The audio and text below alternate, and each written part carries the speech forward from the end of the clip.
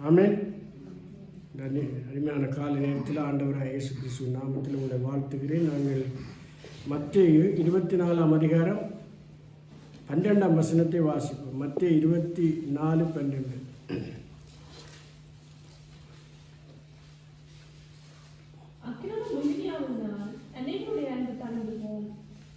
திரும்பி இருக்க வாசிங்க. ஆமென். அநேகருடைய அன்பு தணிகிறதுக்கு என்ன காரணம் என்றால் அக்கிரமம். அல்லேலூயா. அக்கிரமம் என்பது கொடுமை, துன்பம் செய்வது, உபத்திரவம் கொடுப்பது என்று கணக்கு அதுக்கு பொருள் இருக்குது. அக்கிரமம் என்றால் ஆங்கிலத்தில் இனிக்குத்தி என்று சொல்லுவாங்க.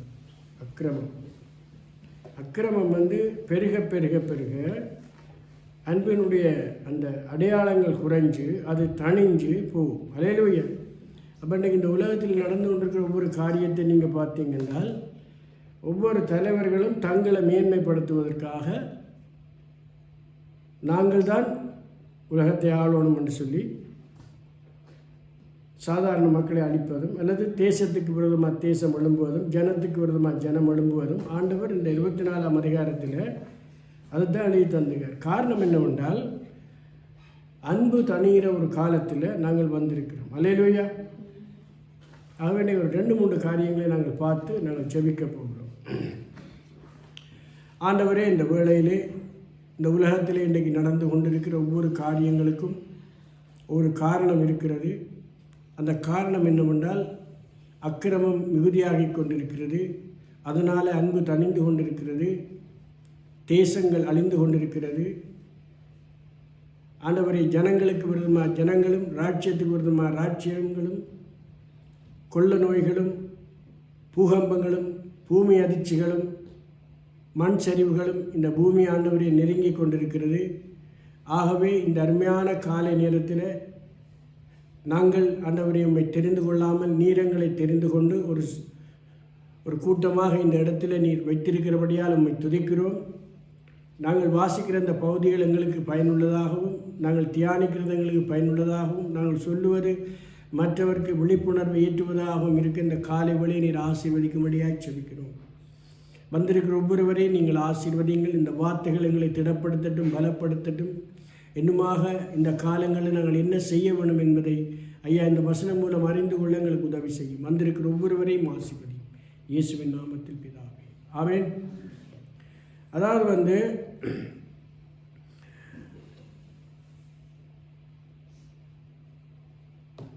11ஆம் வசனத்தையும் வாசிங்க.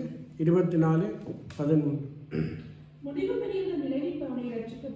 ஆமென். நாங்கள் நினைக்கிறோம் ரட்சிக்கப்பட்டுட்டோம் என்று. ரட்சிப்பு ஆரம்பிக்குது, நிகழ்ந்து கொண்டு இருக்கிறது. கடைசி வரை அது என்ன செய்ய போதான் முடியும். அப்போ முடியணும் என்றால் இந்த அக்கிரமத்தை செய்கிறவர்களினால் உலகத்தில் உபத்திரவம் பெறும்பொழுது நாங்கள் என்ன செய்கிறோமா? சோர்ந்து போகிறோம். அல்லேலூயா. பலவீனம் அடைந்து போகிறோம். ஒரு வேலைத்தளத்துக்கு போனீங்கன்னா அங்கே உங்களுக்கு முதலாளி நிமித்தமாக நீங்கள் ஒடுக்கப்படலாம். பாடசாலைக்கு போனால் ஆசிரியர் முறையில் ஒடுக்கப்படலாம். அப்படி ஒவ்வொரு இடத்திலையும் ஒரு நெருக்கமும் ஒடுக்கமும் பெறும் பொழுது விசுவாச வாழ்க்கை என்ன செய்யுமா? தணிந்து கொண்டு போகும். காரணம் என்னவென்றால் அக்கிரமம் பெருக பெருக அன்பு தணிந்து கொண்டு போகும். நாங்கள் வாசிப்போம். இப்போ யோவான் சுவிசேஷம் 4ஆவது அதிகாரம் 9-14 மட்டும் வாசிப்போம். யோவான் சுவிசேஷம் 4ஆவது அதிகாரம் 9-14 மட்டும்.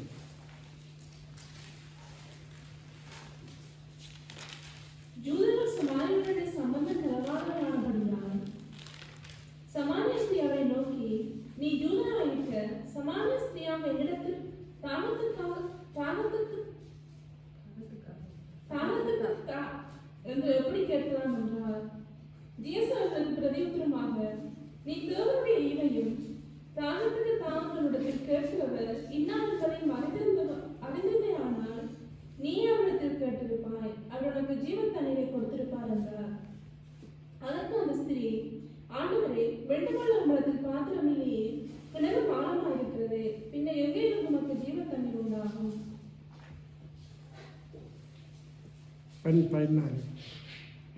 இந்த கிணற்றை எங்களுக்கு தந்த நம்முடைய பிதாவாகிய யாக்கோபை பார்க்கிலும் நீ பெரியவரோ, அவரும் அவர்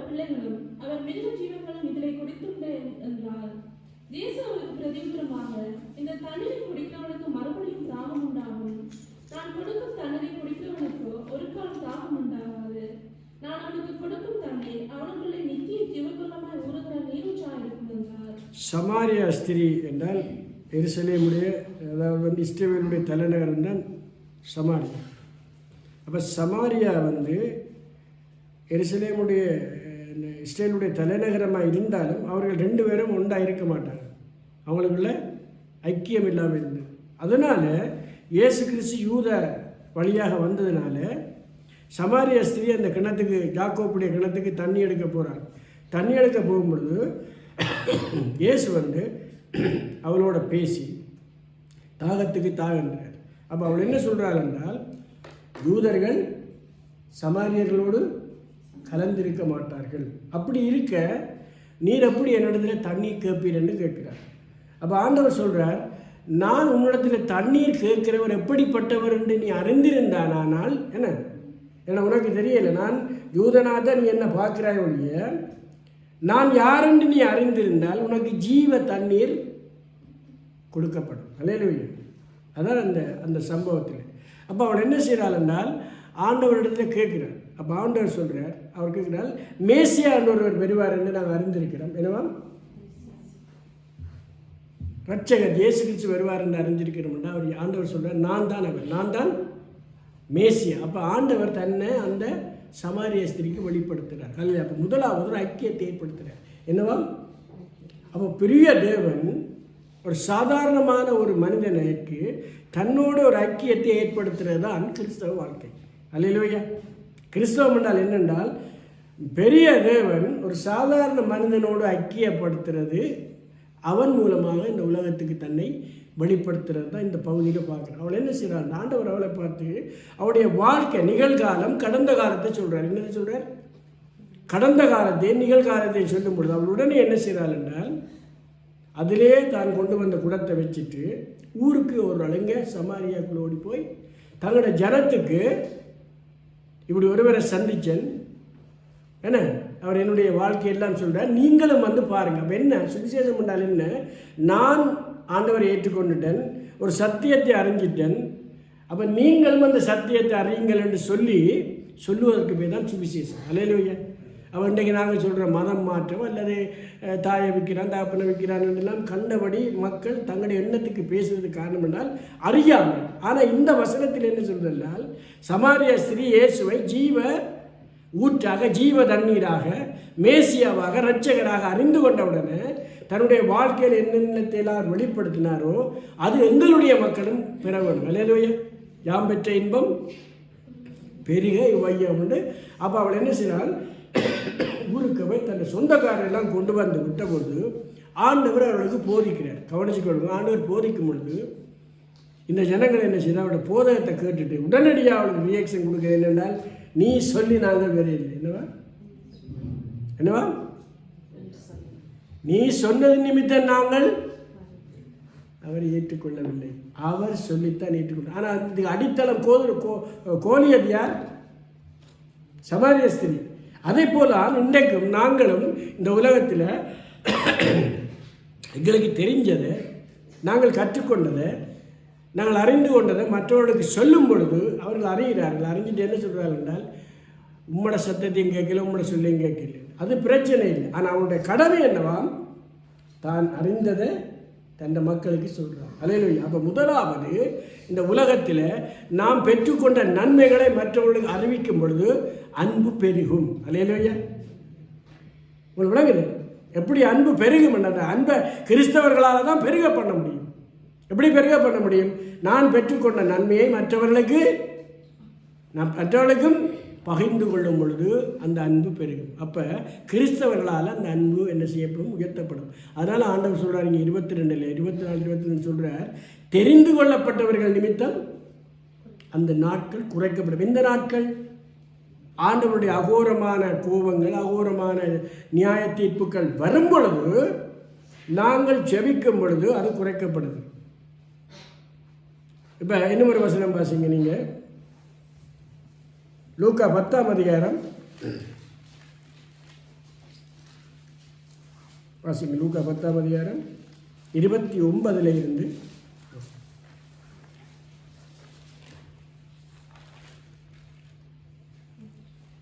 லூக்கா 10:29 அவன் தன்னை நீதிமான் என்று காண்பிக்க மனதாய் இயேசுவை நோக்கி எனக்கு பிறன் யார் என்று கேட்டான். இயேசு பிரதியுத்தரமாக, ஒரு மனுஷன் எருசலேமிலிருந்து எரிகோவுக்கு போகையில் கள்ளர் கையில் அகப்பட்டான். அவர்கள் அவன் வஸ்திரங்களை உடுத்திக் கொண்டு அவனை காயப்படுத்தி குற்றங்களாக விட்டு போனார்கள். அப்பொழுது தற்செயலாக ஆசாரியன் அந்த வழியை வந்து அவனை கண்டு பக்கமாய் விலகி போனான். அந்தபடி ஒரு லேவியன் அந்த இடத்துக்கு வந்து அவனை கண்டு பக்கமாய் விலகி போனான். பின்பு சமாரியர்களுடன் பிரயாணம் வருகையில் அவனை கண்டு மனதுருகி கிட்ட வந்து அவனுடைய காயங்களில் எண்ணெயும் திராட்சரசமும் பார்த்து காயங்களை கட்டி அவனை தன் சுய வாகனத்தின் மேல் ஏற்றி சத்திரத்துக்கு கொண்டு போய் அவனை பராமரித்தான். மறுநாளிலே தான் புறப்படும் போது 2 பணத்தை எடுத்து சத்திரத்தான் கையில் கொடுத்து, நீ இவனை விசாரித்துக் கொள், அதிகமாக ஏதாவது உங்களுக்காக செலவழித்தால் நான் திரும்பி வரும்போது அதை எனக்கு தருவேன் என்றான். ஆமென். இப்போ 2வது ஆண்டவர் இவர் வந்து தன்னை நீதிமானா ஆண்டவருக்கு முன்னால் காட்டுறார். அதான் அந்த கதை. என்ன என்றால் ஒருவர் வந்து தன்னை நீதிமானா நான் எல்லாம் செய்தனால் நான் பரலோகத்துக்கு போகணும்னு நீதிமானா காட்டும் பொழுது ஆண்டவர் அவனுக்கு ஒரு உவமையை சொல்கிறார். என்ன உவமையா? எரிகோவில் இருந்து எருசலேமில் இருந்து எரிகோவுக்கு ஒருவன் பிரயாணப்பட்டு போகிறான். இப்போ எருசலேம் வந்து எரிகோ வந்து கிட்டத்தட்ட ஒரு 30 கிலோமீட்டர் வரும். எவ்வளவு? 30 கிலோமீட்டர். அப்போ அவன் வரும்பொழுது அங்கே வந்து கள்ளர்கள் என்ன செய்கிறார்களாம், அவனை அடித்து குத்துவீராக விட்டு போகிறார்கள், காயப்படுத்தினோன்னு. அப்போ பார்க்கும் பொழுது அவன் காயத்தோடும் குத்துவீராக கிடக்கும் பொழுது 2 பேர் வராங்க. யார் வராங்க? ஆசாரியன் வரான். அவன் ஆசாரியன் செய்கிறவன், என்ன ஊழியம் செய்கிறவன், தேவட சமூகத்தில் பலிபீடத்தில் மூலஸ்தானத்தில் நிற்கிறவன் ஆசாரியன் வரான். அவனை கண்டுகொள்ளவில்லை. என்னமாம்? கண்டுகொள்ளவில்லை. 2வது லேவியன் வரான். லேவியனார் பாடல்கள் நடத்துகிறவர்கள், துதி செய்கிறவர்கள், விளங்குது. அப்போ இவர்கள் 2 பேரும் ஆலயத்தில் முக்கியமானவர்கள். இவர்கள் 2 பேரும் என்ன செய்யலையா? கண்டுகொள்ளவில்லை. யாரை? அடிக்கப்பட்டு குற்றுயிராக வேதனையோடு காயத்தோடு படுத்திருக்கிறவனை கவனிக்கவில்லை. ஆனால் ஒரு சமாரியன் வரான். என்ன செய்யறானா? சமாரியன் வந்தவனுக்கு என்னென்ன செய்கிறானாம்? தற்செயலாக அந்த வழியை அவன் வந்து பார்க்குறான். என்ன இப்போ பாருங்க, அவன் இந்த நல்ல சமாரியன் வந்து என்ன செய்யறான்? கிட்ட வாரான். அவனுடைய காயங்களுக்கு திராட்சரசம் பார்க்கிறான். காயங்களை கட்டி அவனை தன் சுய வாகனத்தின் மேலே ஏற்றி சத்திரத்துக்கு கொண்டு போகிறான். பாருங்க, இப்போ விழுந்து கிடக்கிறவன் இரத்தத்தோட காயத்தோட கிடப்பான். அவனை தன்னுடைய சொந்த வாகனத்தில் யாரும் மீட்டுவாங்க. நல்லா யோசித்து பாருங்க. ஆண்டவர் சொல்கிற இந்த உவமையை நீங்கள் கவனித்து பார்த்தால், ஒருவனுக்கு துன்பம், துயரம், பாடுகள், வேதனைகள் வரும் பொழுது ஆலயத்தில் இருக்கிறவன் கவனிக்கல, முக்கியமானாக்கள் கவனிக்கல, எனக்கு என்னென்னு போயிட்டாங்க. ஆனால் ஒரு சமாரியன் வந்து என்ன செய்யறானா, என்னென்ன அவனுக்கு நன்மை செய்யணுமே செய்த அவனை தன்னுடைய சொந்த வாகனத்தில் ஏற்றுறான். அதுதான் முக்கியம். அல்லையா? இப்போ நீங்கள் என்ன, நாங்கள் பல்க்கு கடிச்சு விடலாமே, என்ன ஆம்புலன்ஸ் கடிச்சு விடலாம்னு சொல்லுங்க. அப்போ அந்த காலத்தில் இப்போ எருசலேமிலிருந்து எரிகோவுக்கு இப்படி போகும் பொழுது அதுக்கிடையில் சமாரிய வழியாக எங்கே என்ன பெத்தானிய வழியால் போகணும். நீங்கள் மைப்பில் பாருங்க, பாக்கிக்கு பின்னுக்கு வாய்ச்சி பார்த்தீங்கன்னா தெரியும். அவள் பெத்தானியா வழியால் தான் போகணும். அவள் போகும் பொழுது ஆண்டவர் அடிக்கடி பெத்தானியாவுக்கு வருவார். எங்கே வருவார்? மார்த்தாள், மரியாள், லாசருடைய வீட்டுக்கு வருவார். என்ன அப்போ வரும்பொழுது யோசித்து பாருங்கள், அந்த இடைவெளியில் ஒரு மனுஷனுக்கு யாருமே உதவி இல்லாமல் இருக்கிறாங்க. உதவி செய்ய வேண்டியவர்கள் உதவி இல்லை. இப்போ நான் பாஸ்டராக இருக்கலாம், மூப்பராக இருக்கலாம், பிரசங்கியாக இருக்கலாம், பெரிய பெரிய மலைகளை பேய்க்கிற காரியமாக இருக்கலாம். ஒரு மனுஷனுக்கு துன்பம் வரும் பொழுது அவனை விட்டுட்டு போனால் நான் இந்த லிஸ்டெலாம் போடப்படுறேன். அல்ல யார்கிட்ட லிஸ்ட்டில் போடுறேன்? ஆசாரியனும் லேவியனும். அந்த காலங்களில் அந்த அந்த இயேசு இருந்த காலங்களையும் அதுக்கு முந்தின காலங்களையும் ஆசாரியர்களுக்கும் லேவியர்களுக்கும் மிக மிக முக்கியமான ஒரு அந்தஸ்து கொடுக்கப்பட்டிருந்தது. அப்படிப்பட்டவர்கள் குற்றுயிராய் வேதனையாய் துன்பத்தோடு படுத்திருக்கிறவனுக்கு, கள்ளரால் நொறுக்கப்பட்டவனுக்கு, கைவிடப்பட்டவனுக்கு உதவியற்று இருக்கிறதுக்கு என்ன காரணம் என்றால் அக்கிரமம். அல்லேலூயா. அப்போ நாங்கள் தேவனுடைய பிள்ளைகளாக இருந்தாலும், தேவனுடைய ஊழியத்தை செய்தாலும், எந்த பட்டத்தை நாங்கள் போட்டுக்கொண்டு இருந்தாலும், ஒரு மனிதனுடைய துன்பத்தில், ஒரு கஷ்டத்தில் நாங்கள் பங்கெடுக்க இல்லை என்றால் ஆண்டவர் எங்களை என்ன செய்வாராம்? அந்த லிஸ்ட்டில் போட்டுட்டு தான் ஆண்டவருக்கு பாடுவாங்க, நல்ல சமாரியன் இயேசு உண்டு. ஆண்டவர் நல்ல சமாரியன் இல்லை. அவர் யார்? அவர் இயேசு யார்? யூதா கோத்திரத்தில் வந்தவர். உங்களுக்கு விளங்குது? அப்போ ஆண்டவர் இந்த 3 காரியத்தை சமாரிய ஸ்திரிக்கு வெளிப்படுத்த. ஒன்று, நான் யூத கோத்திரத்தில் வந்தவர், ஏனென்றால் யூதர்கள் வழியாகத்தான் ரட்சிப்பு வருது. யார் வழியா? யூதர்கள் வழியாக ரட்சிப்பு வருது. ரெண்டாவது நான் மேசியா, நான் தான் மேசியா, நான் தான் ரட்சகர், நான் தான் ரட்சகர். அப்போ இந்த 3ஐயும் சமாரிய ஸ்திரிக்கு வெளிப்படுத்துகிறார். அல்லேலூயா. அப்போ அவள் என்ன செய்கிறாள் என்றால், ஊருக்குள்ளே போய் மேசியாவை வந்து பாருங்கள், அவர் ஒரு ஜூதன், ஜூத வழியாகத்தான் எங்களுக்கு ரட்சிப்பு கிடைக்குது. நாங்கள் சமாரியர்களாக இருந்தாலும் ஜூத வழியாகத்தான் ரட்சிப்பு கிடைக்குது. இந்த சேம் காம் ஜாப்பேத் இருக்குல்ல, இந்த ஜாப்பேத்தை குறித்து நீங்கள் பார்த்தீங்கன்னா அவனை கர்த்தர் ஆசீர்வதித்ததற்கு நிறைய காரணங்கள் இருக்குது. ஜாப்பேத்துக்கு அவனுடைய குணங்கள், சேமுடைய குணம், ஜாப்பேத்துடைய குணம், கானானுடைய குணம். காமுடைய குணத்தில் இந்த சேமுடைய குணத்தை பார்த்தீங்கன்னா நாங்கள் வாழ்கிற இந்த பகுதி இருக்கிறாரு, இந்த பகுதி முழுவதும் அவனுடைய சந்ததி தான். அது சந்ததி சேமுடைய சந்ததி, ஜாப்பேத்துடைய சந்ததி, ஜாப்பேத்துடைய சந்ததி, 3வது மகன். சரியா?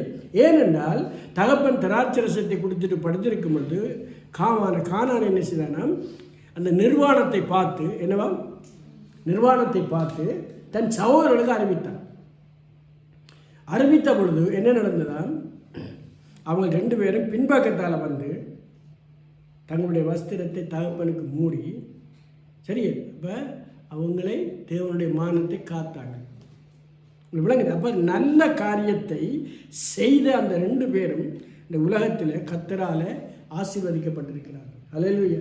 நாங்களும் தெரியாமல் கானானுடைய சந்ததிக்கு வந்துட்டோம், பரவாயில்ல. ஆனால் இங்கே வந்துட்டோம்.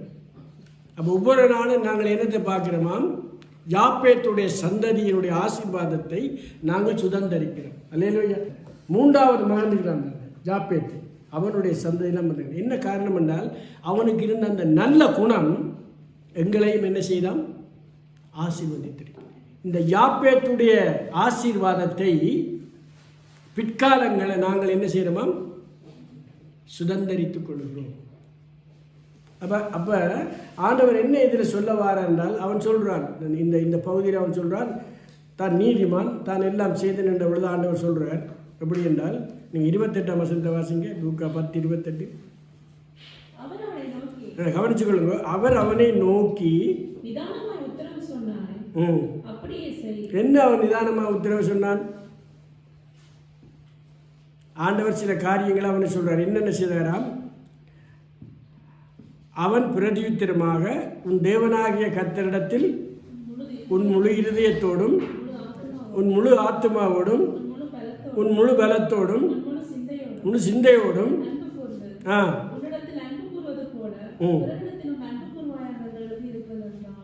கவனிச்சுக்கொள்ளுங்க. அவன் என்ன சொன்னான், தான் அப்படித்தான் செய்யறேன் என்றான். ஆனால் ஆண்டவர் என்ன சொல்கிறார் என்றால், நீ என்னிடத்தில் அன்பு கொண்டாலும், என்னிடத்தில் ஜெபித்தாலும், என்னை புகழ்ந்து பாடினாலும்,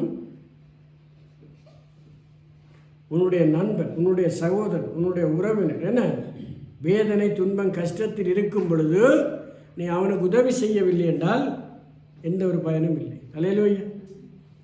விளங்குதான். இப்போ நான் சொல்கிறவங்களை விளங்கும் நினைக்கிறேன். அதாவது அன்பு என்பது இந்த உலகத்தில் ஏன் தணிகிறது என்றால், ராஜ்யத்தினுடைய தலைவர்கள், பெரியவர்கள் தங்களை மேன்மைப்படுத்துவதற்காக என்ன செய்கிறாங்களாம், ஒவ்வொரு தேசங்களை அழிப்பதும், மக்களை சுரண்டுவதும், வரிப்பணங்களை பறிப்பதும், அப்போ தங்களோட பொசிஷனில் இருந்துகொண்டு ஏழை மக்களை சுரண்டும் பொழுது, அவர்கள் பாதிக்கப்படும் பொழுது அவர்களுக்கு உதவி செய்வதற்கு யாரும் இல்லை. என்ன மகாத்மா காந்தி உங்களுக்கு தெரியும் இல்லை? காந்தி அவர் என்ன சொன்னார், ஒரு இனம் முற்றாக நசுக்கப்படுப்பதை பார்க்கிலும், கேள்விப்பட்டீங்களா வாக்கியம்? ஒரு இனம் முற்றாக நசுக்கப்படுவதை பார்க்கிலும் ஆயுதம் ஏந்துவதே நலம் என்று நான் சொல்லுவேன் என்று சொன்னேன். அப்போ அவர்கிட்ட வந்து கேட்டாங்க, உங்களுக்கு கிறிஸ்தவத்தில் பிடித்த விஷயம் என்ன? அவர் சொன்னால், எனக்கு இயேசுடைய மலை பிரசங்கம். என்னவா? இயேசுடைய மலை பிரசங்கம். அந்த மலை பிரசங்கத்தில் என்னத்தில் ஆரம்பிக்கிற ஆண்டவர் தெரியுமா? ஆவியில் எளிமை உள்ளவர்கள் பாக்கியவான்கள், துயரப்படுகிறவர்கள் பாக்கியவான். அப்போ ஒரு 9 காரியத்தை ஆண்டவர் சொல்கிறார். இரக்கம் உள்ளவர்கள், நீதியில் பசிதாகம் உள்ளவர்கள், சுத்த இதயம் உள்ளவர்கள், 9 காரியத்தை சொல்கிறார். அதில் ஆண்டவர் சொல்கிறார். அப்போ சொல்லும் பொழுது முதலாவது அவர் என்ன ஆரம்பிக்கிறார் என்றால் ஆவியில் எளிமை. அப்போ இந்த ஆவியில் பெருமை வரும் பொழுது தான் யுத்தங்கள் உண்டாகுது. ஆவியில் அதிகாரம் உருவாக்கும் பொழுதுதான் என்ன செய்தான் ஒருவன் பகைக்கப்படுகிறது. இங்கே அதான் சொல்லுது. எப்படி அது வருது என்றால் அக்கிரமத்தின் மிகுதியினார். அப்போ கிறிஸ்தவர்களாகிய நாங்கள் கிறிஸ்தவ எண்ணத்தில் பார்க்குறோம். ஆண்டவர் என்னதான் இந்த உலகத்தில் ஒரு மனிதன் பெரியவனாக இருந்தாலும் காரியங்களை செய்தாலும் கர்த்தரை நோக்கி பார்த்தாலும் சிறுமைப்பட்டவன் மேல் சிந்தை உள்ளவன் பாக்கியவன். சிறுமைப்பட்டவன் மேல் சிந்தையாக இருக்கவன் நாங்கள். அதுதான் நாங்கள் படிக்கிறோம். இப்போ நீங்கள் படிங்க. கடைசியாக நாங்கள் வாசிக்க போகிறோம். மத்திய 5ஆம் அதிகாரம் 22 வாசிங்க. நான் உங்களுக்கு சொல்லுகிறேன். இப்ப கவனிச்சு கொள்ளுங்க. தன் சகோதரனை நியாயம் இல்லாமல் கோபித்துக் கொள்கிறவன் நியாய தீர்ப்புக்கு ஏதுவாயிருப்பான். தன் சகோதரனை வீணன் என்று சொல்லுகிறவன்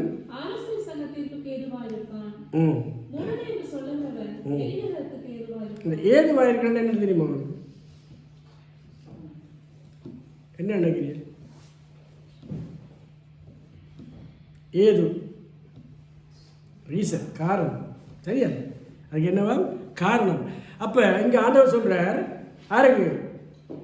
ஒரு நல்ல மனிதன் மாறான். அவன் சொல்கிறான், நீ சொல்கிற எல்லாத்தையும் நான் கேட்குறேன், நான் நீதிமானாக இருக்கிறேன், நான் ஜெபிக்கிறேன், நான் காணிக்க கொடுக்குறேன், நான் தசபாகம் கொடுக்குறேன் என்ற பொழுது ஆண்டவர் சொல்கிறார், ஒரு நல்ல சமாரியன் ஒரு நல்ல மனிதன் என்ன செய்தானாம்? குற்றுயிராக கிடந்தவனை, கைவிடப்பட்டவனை, வேதனைப்பட்டவனை அவன் என்ன செய்கிறானாம்? பாதுகாத்து அவனை கொண்டு போய் தன்னுடைய சொந்த வாகனத்தில் சத்திரத்தில் கொடுத்து 2 பணத்தை கொடுத்து அவன் சொல்கிறான், நீ இவனுக்கு செலவழிக்கிறது நான் தார பணத்தை விட அதிகமாக இருந்தால் நான் உனக்கு திருப்பி தருவேன். விளங்குதவனுக்கு இப்படி ஒரு கதை எங்கேயாவது படிச்சுக்கிறீங்களா வேதத்தில்?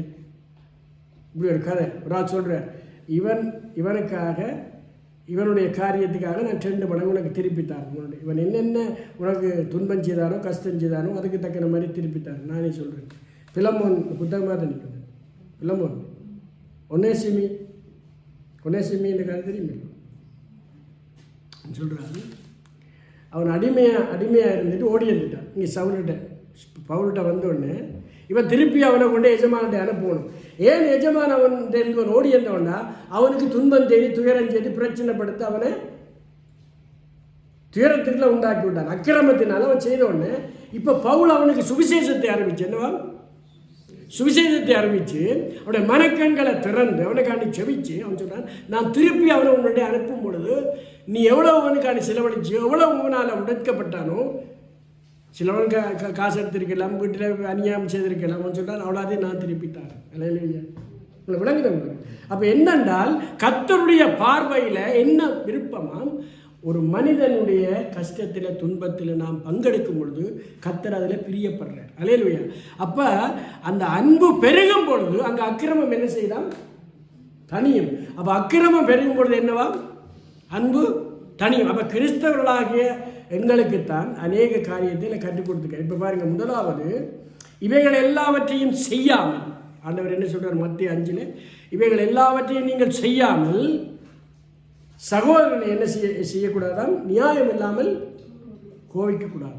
கோபம் மனுஷனுக்கு வாருங்க, கோபம் கொண்டாலும் பாவம் செய்ய கோபம் பெறும் என்ன. ஆனால் நியாயம் இல்லாத கோபம் என்னத்தை கொண்டு வருதாம்? கேள்வி இருக்கு. ஒரு கேள்வியை போட்டு நீங்கள் வீட்டை வாசிங்க. நியாயம் இல்லாத கோபம் என்னத்தை கொண்டு வருது? வாசிங்க. நியாயம் இல்லாத கோபம் என்னத்தை கொண்டு வருதான்? நியாய தீர்ப்புக்கு எதுவாக இருக்கு. அப்போ நியாயம் இல்லாமல் கோபிக்கும் பொழுது அது நியாய தீர்ப்புக்கு எங்களை கொண்டு போய் நிறுத்துது. 2வது, வீணன் என்று சொல்லுகிறவன் என்னவா? தன் சகோதரனை நியாயம் தீர்க்கிறான் அர்த்தம். விளங்குறவங்க 3 வகையாக நியாயம் தீர்க்கிறான். என்ன சொல்றான்? மூடன் என்றால், வீணன் என்றால் வேற என்ன? நியாயம் இல்லாமல் கோவிக்கிறான். அவனுக்கு என்ன பலனாம்? நியாய தீர்ப்பு, ஆலோசனை சங்கம், எரிநரகம். விளங்குது உங்களுக்கு?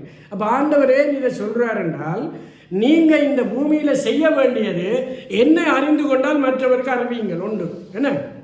சமாரிய ஸ்திரியுடைய வேலை என்ன? அந்த மக்கள் சொல்லிச்சு நம்ம என்னண்டு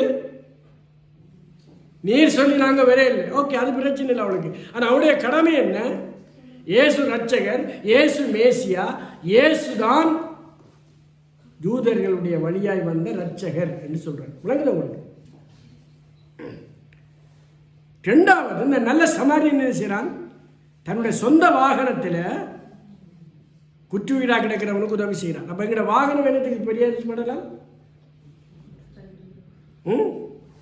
எங்களுடைய பொருட்கள், எங்களுடைய காரியங்கள் மற்றவர்களுக்கு பயனுள்ளதாக மாறலாம். மூன்றாவது என்ன சொல்றார்? மூன்றாவது என்ன சொல்றார் என்றால், சகோதரனை தெரியாமல் நியாயம் இல்லாமல் கண்டபடி நாம் கோவிக்கும் பொழுது என்ன நடக்கிறதா சொல்லுங்க. நாங்களே எங்களுக்கு நியாய தீர்ப்பை வருவிக்கிறோம் என்று ஆண்டவர் சொல்றார். நாங்கள் எந்த பொசிஷன்ல இருந்தாலும், நாங்கள் எந்த பெரிய ஆக்களாக இருந்தாலும், எங்களுக்கு கீழே அடிமட்டத்தில் இருக்கிற மக்களை நாங்கள் நேசிக்கவில்லை. அதுதான் இந்த ஜாப்பியத்தை பற்றி ஏன் நான் பார்க்குறோம் என்றால், அடிமட்டத்தில் உள்ள மக்களை நேசித்தவர் முதல் அதிகமான மக்கள் இயேசுவை ஏற்றுக்கொண்டது யாப்பேத்துடைய சந்ததி. தெரியும். இதே போல நாம் இந்த தேசத்தில் வருவதற்கு, இந்த தேசத்தில் இருப்பதற்கு அவங்களுடைய இரக்கம், அவங்களோட தயவு, அவங்களுடைய அன்பு, அதனால இருக்கிறோம். இந்த அன்பு இப்போ தனியே தொடங்குமா இருந்தால் கவனிச்சுக்கொள்ளுங்க, அதுக்கு அக்கிரமம் தான் காரணம். அப்போ நாங்கள் என்ன செய்யணுமா? அக்கிரமம் பெருகாதபடி வேண்டிக் கொள்ள வேண்டும். அல்லேலூயா. அப்போ நான் கண்ணுகளை மூடி நான் ஜெபம் பண்ணுறேன்.